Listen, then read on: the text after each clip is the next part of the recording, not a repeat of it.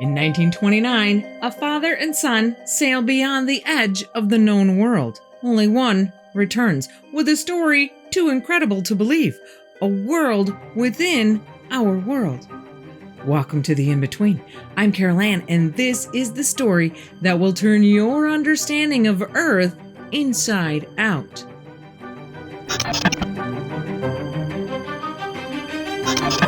Willis George Emerson was what those in the late 19th century would call a jack of all trades. He was a real estate developer, a lawyer, a newspaper man, a promoter, a politician, and eventually an author.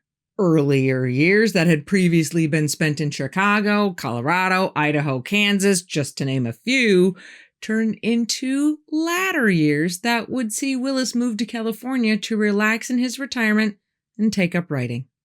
And on one fateful afternoon walk, Willis would meet one Olaf Janssen, a man that Willis would come to know as a simple, yet extraordinarily well-educated Norwegian fisherman. A man Willis would come to regard as a friend, visiting the elderly Olaf in his simple bungalow home quite often. Willis was quite entertained by Olaf's fantastical tales of his adventures on the sea. But he knew that Olaf was not telling him the whole story, only handing out bite-sized chunks that inevitably left Willis eager for more. And while Willis didn't necessarily believe Olaf's stories, he certainly was entertained and enthralled by Olaf's conviction that not only are the stories true, but that one day he would tell Willis the whole story. Then one night about 2 a.m., Willis is woken up by a knocking at his front door. It's a messenger with a note from Olaf simply saying, "Am ill unto death. Come." So Willis rushes over to Olaf's house, finding him lying on the couch, indeed at death's door. Olaf tells him, "I know I'm not going to see the sun come up, so you have to listen to me. I have to tell you the whole story." And with that, Willis listens to Olaf, who with newfound strength, given the importance of getting his story out in full, proceeds to tell Willis the following story. Olaf is the son of Norwegian parents, who is actually born in Russia while his parents are on a fishing trip. He starts helping his dad on fishing trips starting when he's only 7 years old. He's a pretty smart kid, so he's busy in a private school from 9 to 14 years old, but then goes back to helping his dad fish after that.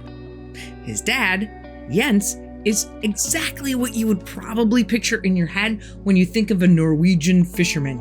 A big, stout guy, 6'3" and over 200 pounds, as rugged and strong-willed as they come. So for a number of years, this was life, father and son fishing together.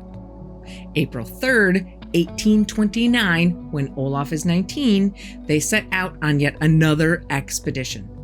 Jens is pretty excited about this one. The year before, he had found some big ivory tusks on the western shores of Franz Josef Land that had sold for some pretty good money at the Stockholm markets. So he was hoping that they could swing by that way again on this trip. So the two set out on their little fishing sloop, heading south from Stockholm, rounding around Denmark and north up the coast of Norway. The winds are pretty favorable, and before you know it, after a few stops here and there, they are again on the shores of Franz Josef Land. Now, Jens, being the typical Norseman, held Thor and Odin as his gods and never missed an opportunity to tell Olaf that they came from far beyond the north wind, where there is land more beautiful than any that mortal man has ever known. And as the two looked north to the open sea with a warm Gulf breeze at their backs, Jens relays the story once again. Olaf, inspired by his father's dedication and passion for the legends, and no doubt helped along by the invincibility of youth, says, "Let's go find it." And just like that, their fishing expedition turns into an exploration adventure. They sail north for 3 days when they come across this little island and decide to stop and explore for a while. They notice that there's not a single tree on the island, but the north shoreline is covered with driftwood. Some pieces so big that they're more like drift trees. They're like 40 feet long and 2 feet in diameter. I wonder where those came from. They get back in the boat and keep going north. And they notice that the air is way warmer than they thought it would be, considering how far north they are. It's warmer than it was before they left the coast of Norway. But not every moment is sunshine and roses. They get caught in a blizzard with gale force winds and huge waves. The little boat is tossed around so violently that both of them have to tie themselves to the boat and pray that the boat doesn't get crushed by floating chunks of ice. But Jens is not worried. He tells Olaf over the crashing waves and wind, "Be courageous, my son. Odin is the god of the waters and companion of the brave, and he is with us. Fear not." By the time the storm is over, they have lost 2/3 of their food and all of their fresh water. They have 2 barrels left, but they're empty. That is a problem. But Jens just tells Olaf, "Don't worry, Odin's got this." Olaf, not so sure about that, goes down below and brings up a bowl so he can scoop up some water and wash his face. When he splashes his face with the water, it's fresh water. Olaf then starts drinking the water when Jens says, "Are you nuts? We're in the middle of the ocean." But then he tastes it too and confirms it. They are surrounded with fresh water. Not wasting a second, they immediately fill their 2 empty water barrels with water. Olaf has no idea how they can be floating in fresh water, but Jens just tells him, "I told you Odin's got our back." About the same time, they notice their compass acting funny, moving all over the place. But it was steady enough for them to know that they're still heading in a relatively northern direction. They keep moving like this for a couple of weeks with not much going on, just continually moving north. When Jens calls out, "Hey, Olaf!" He points to a spot in the sky ahead of them where Olaf can see this dull red version of the sun. It's not the real sun, that's firmly overhead. Remember, this is the north in the summer, so the sun doesn't set for months at a time. And even though it's around August already by their best guess, the sun is above their heads where it has been the entire trip. Jens tells him, "I've heard about this. It's called a mock sun. It's like a reflection or a mirage. It'll be gone again pretty soon." But it wasn't.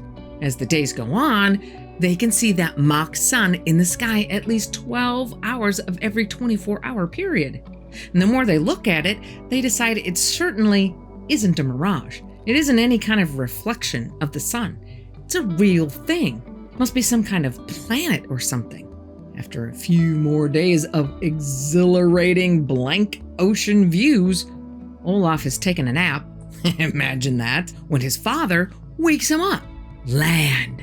Olaf jumps up to see for himself, and sure enough, there it is. The sandy beach that goes on as far as the eye can see, backed up by trees and vegetation. Olaf and Jens just stand there, gobsmacked. Olaf looks at his father and is moved by the look on his father's face, a mixture of awe and gratitude. And Olaf knows his father is giving thanks to Odin and Thor. They follow the coast for another 3 days, compass still pointing north, before they hit the mouth of a huge river. They turn their boat in that direction and sail for another 10 full days, past sandy beaches and endless forests of huge trees. And then they figure out that the water has turned fresh. None too soon, as they're almost out. So they finally drop anchor, fill their water barrels, and wade onto the beach, finding some nut trees, the fruit of which tastes amazing after, near as they can figure, 5 months of the same boring food day after day. They hadn't been there very long when they hear what sounds like a huge choir getting louder and louder. And then into view comes the largest ship they have ever seen, sailing right for them. As the ship gets close to their boat, it stops and lowers a small boat loaded with 6 men, all of whom are the tallest men Olaf has ever seen. The 6 men, who speak a language neither Jens nor Olaf understand, laughing and talking amongst themselves, look over their boat with curiosity, especially interested in their compass, and then through various hand gestures seem to invite the two onto their ship. Jens looks at Olaf and says, "What do you think? They seem nice enough. The worst they can do is kill us." And with that, the two accept the giant's invitation. In less than a half an hour, both men and their ship are all aboard this mammoth ship, which they would later learn is called the Naz, or in their language, the Pleasure Cruise. Jens and Olaf are amazed at the hundreds of people aboard this cruise ship. The men are all about 12 feet tall, with the captain standing at about 13 feet tall. Jens, at 6'3", barely hits the waistlines of these people. And the women are all about 10 to 11 feet tall. And all of them seem to have this wonderful, healthful glow. They are welcomed at the giant's table for their feast, although the giants are amused that they have to come up with something different for chairs for their guests because they're so small in comparison. And never once do Jens and Olaf fear for their safety. Jens sits back at the table looking particularly satisfied and says, "This is the land beyond the north wind. Our fathers would be proud." The boat is quickly turned around in the river and starts heading back in the direction they had come from. Interestingly enough, even though they're moving faster than any form of transportation Olaf has ever seen, neither man can hear any motors running. It's a totally quiet ride. The captain appoints a man named Jules Galdea and his wife to be in charge of Jens and Olaf to teach them everything they can. And the Janssens are eager to learn. The ship is illuminated by a light source that the Janssens don't quite understand, but what Olaf would later in life come to assume was electricity.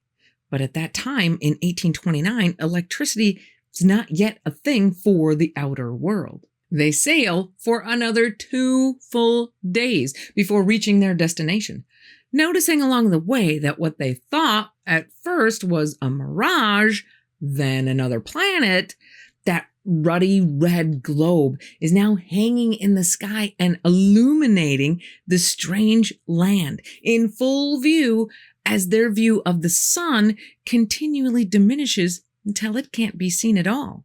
When they finally reach the port town of Jehu, they are greeted with huge, beautiful houses that all look the same, yet different, and farmland and vineyards as far as the eyes can see, and gold. Doesn't take them long to figure out that gold is not too rare there, because it's everywhere. Inlaid on doors, covering the domes of city buildings, as a veneer on tables, and especially on the extra ornate temples to music. The vegetation is crazy, super lush everywhere. One bunch of grapes is 4 to 5 feet long, with each grape as big as an orange, and apples the size of a man's head. And everything else is just as huge. The forest trees are so big that the redwoods of California would be mere underbrush in comparison. They learn that one of the main, if not the main city, is called Eden. It's the place from where the government of the people operates. But they stay in Jehu for a full year, learning the language, which they conclude is something pretty close to Sanskrit, and the customs of the land from their very patient teachers, the Galdeas, Jules and his wife.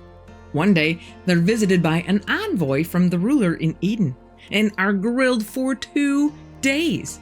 How did they get there? What gods do they worship? What is life like on the outside? You name it. And again, their compass seems to be of particular interest, which is still pointing north. Although by now, between the behavior of the compass and the way the sun disappeared and was replaced by the glowing red orb in the sky, they have pretty much come to the conclusion that they are indeed inside the Earth. By Jens's calculations, based on how long they were sailing, he estimates that the thickness of the Earth between the outer layer and the inner layer is about 300 miles. So in essence, inner Earth is only 600 miles smaller in diameter than outer Earth. That's a pretty big inner Earth. Just to put things in perspective, the outer diameter of Earth is roughly 7,925 miles, or 12,750 kilometers from one side to the other through the center, depending on where you are measuring.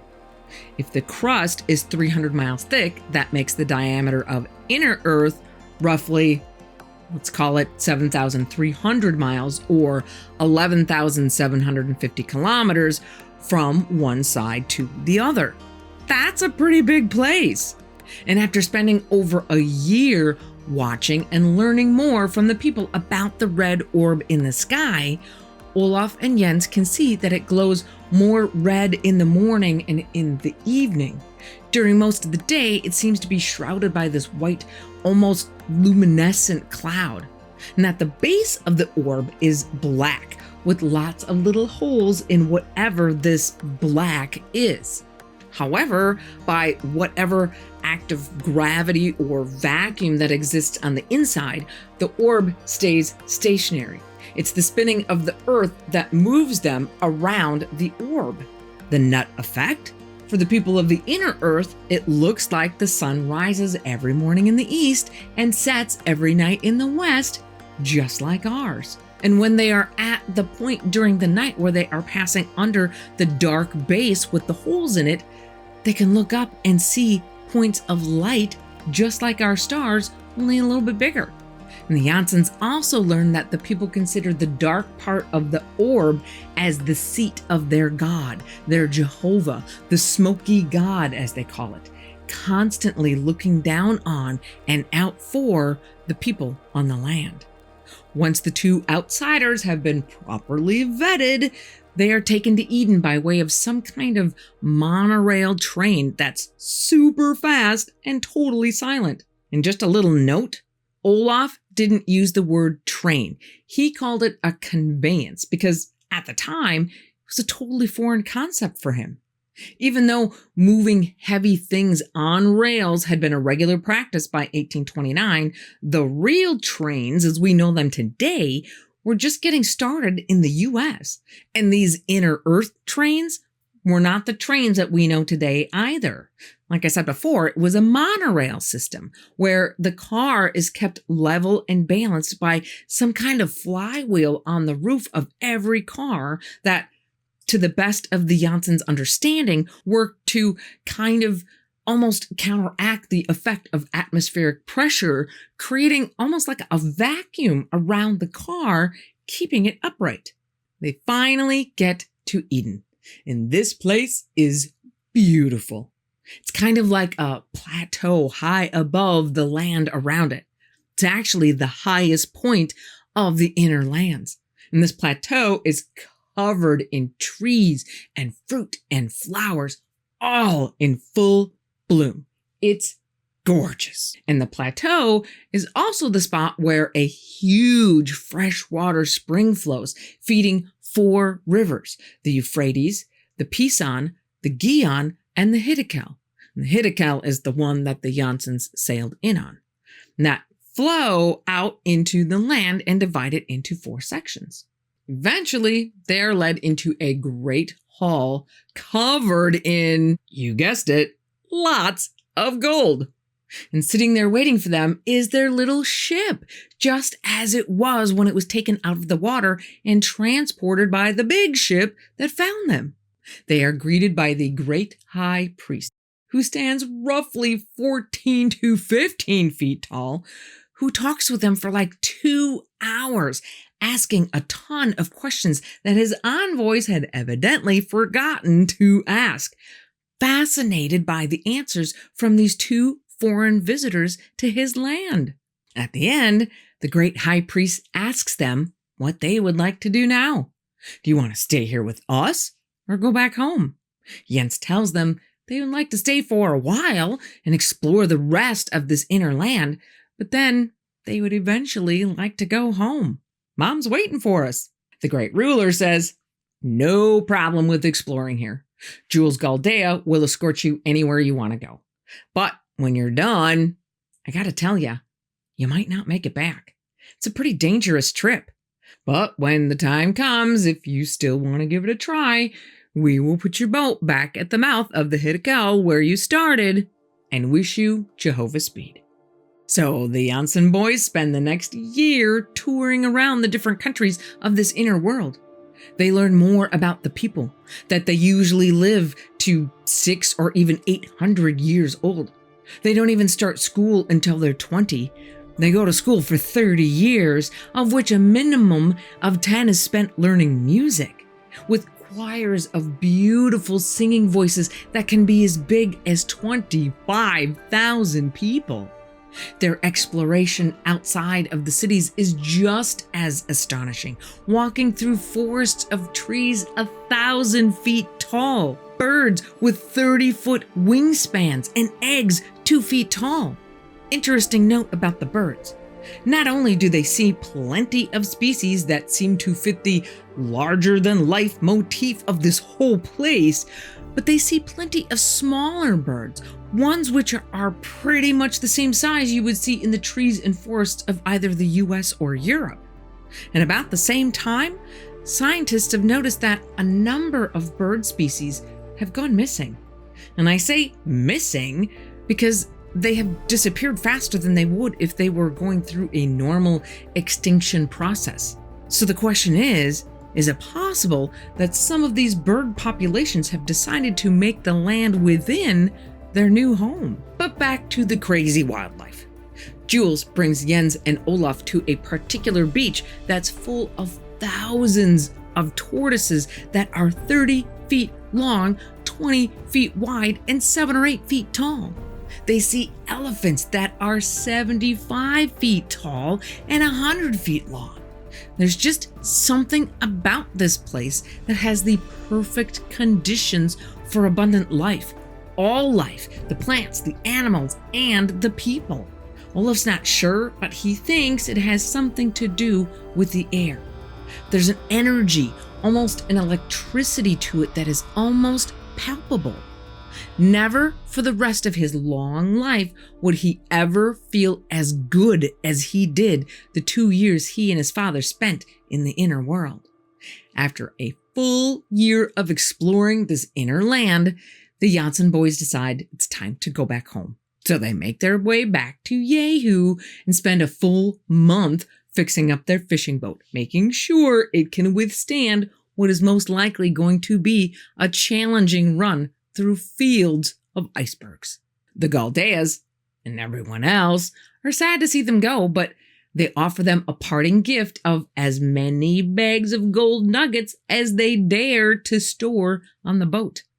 The men and their boat are loaded back onto the Naz, the same ship that brought them in, and taken back to the mouth of the Hiddekel River, where they are placed back in the water and launched. The giants, seeing them off, are not only sad to see them go, but are more than a little concerned for their safety. And Jens promises them that he will return in a year or two to pay them a visit. And with that, they say their goodbyes and hoist their sails as the Naz turns around and heads back to Jehu. Except they didn't move. They try for 3 days, but are bucking winds the whole time. Jens finally figures out that since they've been there almost 2.5 years, their homeland is now in the throes of winter, which means total dark and unfavorable winds. Not a good deal for trying to navigate around icebergs. So Jens has a suggestion.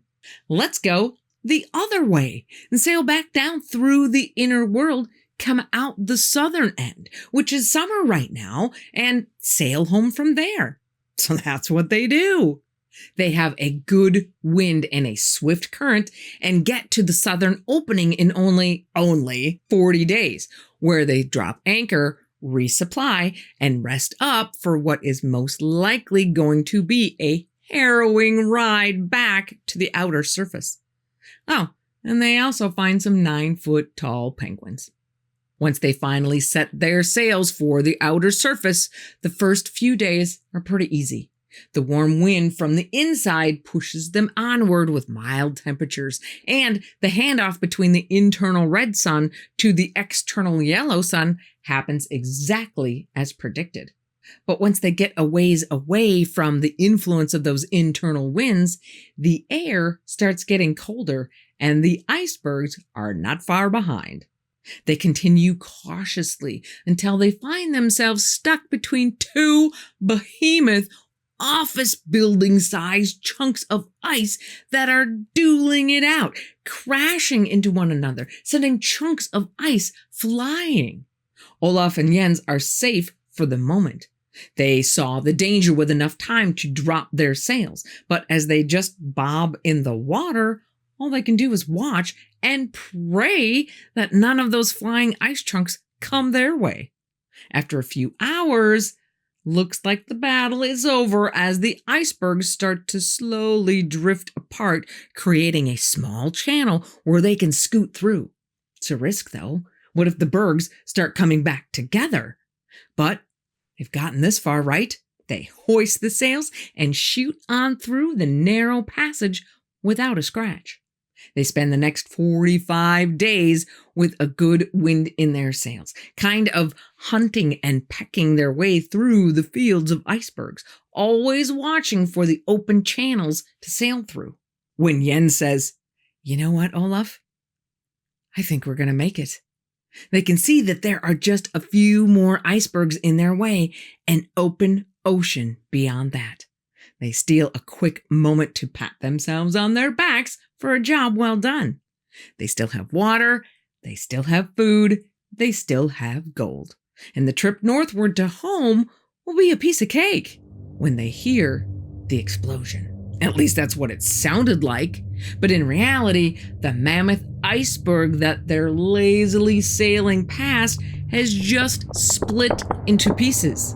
And if you've ever seen an iceberg calving, you know that it's best to be far, far away. Because if the moving ice doesn't get you, the massive displacement of water just might.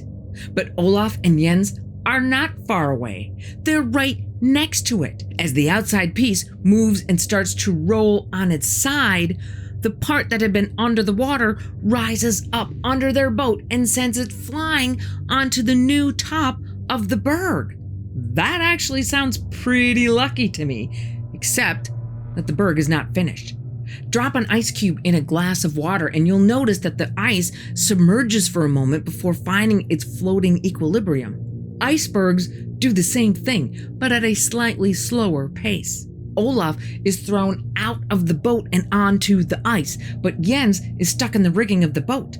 Olaf knows the iceberg is going to go down before it's done and can do nothing but watch his father struggling to free himself and hopes that when the inevitable rush of water comes, sucking anything on top down with it, that the boat will be able to right itself and save everything inside, including his father.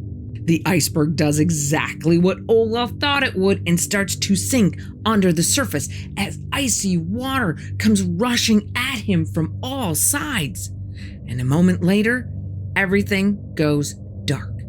Olaf wakes up a while later, almost completely frozen inside and out, laying on the level open expanse of the new top of the floating chunk of ice, about 50 feet above the surface of the water.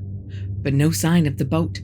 Olaf gets up and starts circling the edge of the floating plateau, carefully looking over the edge down to the water, praying that a miracle has somehow happened and that his father would be safely floating below. Nope. But Olaf keeps looking. He slowly walks around, looking over the edge, looking for the boat for hours and hours. He can't stop. If he stops, then he has to admit the truth to himself that his father is dead and he is now stranded on the top of an iceberg with no food or way of generating any heat. When he literally can't move anymore, he stops. And the silence, solitude, and despair all rush in, just like the water had, threatening to drown him once again, when the deafening quiet is broken by the crack of a signal gun firing. It's a whaling ship, not even half a mile away. Apparently, Olaf's incessant circling around the top of the iceberg had caught their attention. And just like that, by the divine intervention of Odin and Thor, Olaf is saved. However, the welcoming party isn't welcoming for very long. As soon as Olaf is aboard, naturally, the captain of the Scottish whaling ship called the Arlington, Angus McPherson, asks him how in the hell he ended up floating alone on the top of an iceberg. Olaf, being only about 21 or 22 now and still pretty naive, assumes they will all be interested in his extraordinary tales, so he spills the beans on his whole adventure, beginning to end. Before the last words are even out of his mouth, the captain orders him locked up in irons as a complete loon. But over the course of a few days, Olaf is able to convince the captain that those were just the statements of a madman. He's better now, and he can help with the ship. So Captain McPherson lets Olaf loose, and Olaf becomes a member of the whaling crew until they finally arrive back home in Scotland. By the time Olaf makes it back to Stockholm, he's been gone for 4 years and 8 months. And he finds out his mother had just passed away the year before, but that everything he was due to inherit had been placed in trust to his extended family, who rightfully turns it over to him. But Olaf can't forget the amazing things he has seen and the insane adventure he was on. He wants to go back. So he finally gathers the courage to talk to his uncle, Gustav Osterland, who's pretty well-to-do. He tells Uncle Gustav the whole story, hoping he can convince him to finance another expedition back to the lands beyond the North Wind. Gustav tells Olaf, "Wow, that's quite a story, but you have my attention. Tell you what, I'll get a meeting together with some of the town's higher-ups. You can tell them what you told me, maybe we can get their support too." Olaf is like, "Right on." And he goes in front of the town officials and tells his story. At the end of which, Gustav says, "I told you he was nuts." Papers are signed and Olaf is taken away to an insane asylum where he languishes for 28 years, professing his sanity the entire time. On the 17th of October, 1862, Olaf is finally released. But to what? His family's all dead and his friends are strangers. He's now over 50 years old, and anybody who knows anything about him only knows him as a lunatic. He has nothing. So, leaning on the only thing he's ever known how to do, he gets a job on a fishing boat. And he actually does pretty well for himself. So much so that after only 5 years, he saves enough money to buy his own fishing boat and spends the next 22 years fishing his own boat. And in his spare time, reading anything he can get his hands on. Since he has no wife and kids, and nothing else to really spend any of his money on, by 1889, he figures out he has enough money to live on for the rest of his life. So he sells his boat and moves to America. After spending a few years in Chicago, Olaf moves to sunny California and buys himself a nice bungalow house in a nice, quiet neighborhood. Which brings us back to where we started this whole story, the meeting of Olaf and Willis Emerson. Olaf, on his deathbed, tells Willis the whole story, from beginning to end, weaving together all of the incomplete tidbits that he had already shared, and then supplies Willis with maps and information that back up what he's saying. Once Olaf finishes unloading all of that information that he has kept locked away onto Willis, the burden that he feels to get the truth out, which he couldn't do before because he was afraid of being locked up again. Once that burden is lifted, Olaf slips into eternal rest with his forefathers on the morning of January 3rd, 1908. But that's not quite the end.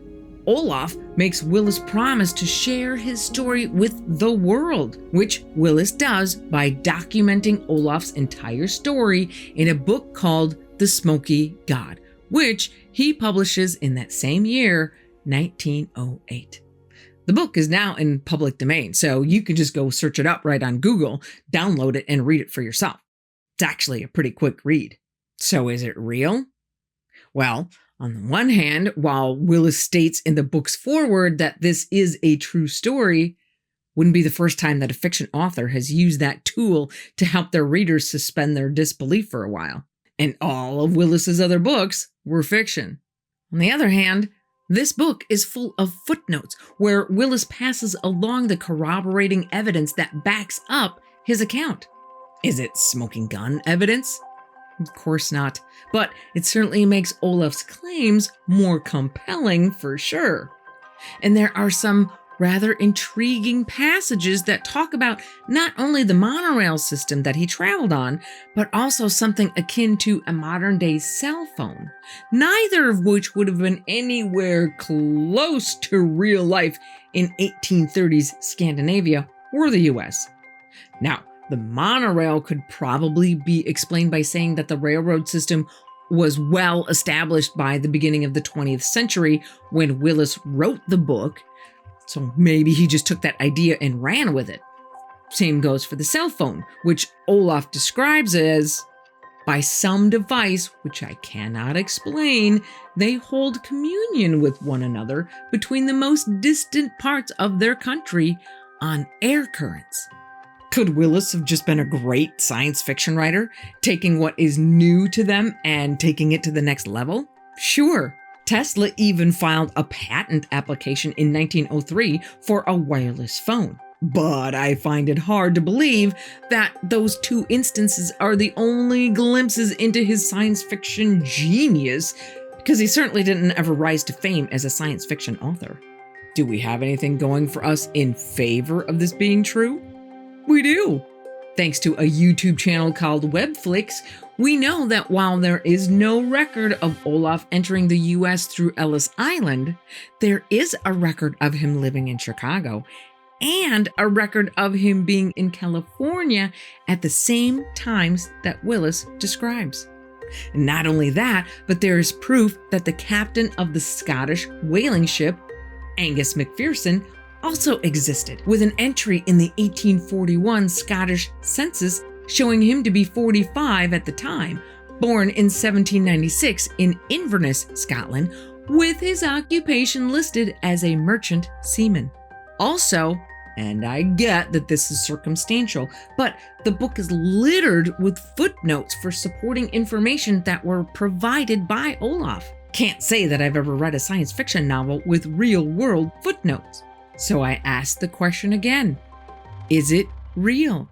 Who knows? Let us know what you think in the comments. But I can tell you this. The way the scientific community is run today, and with the government restrictions on polar travel, no real expeditions with real scientists will be going out to find an answer anytime soon if they want to keep their careers.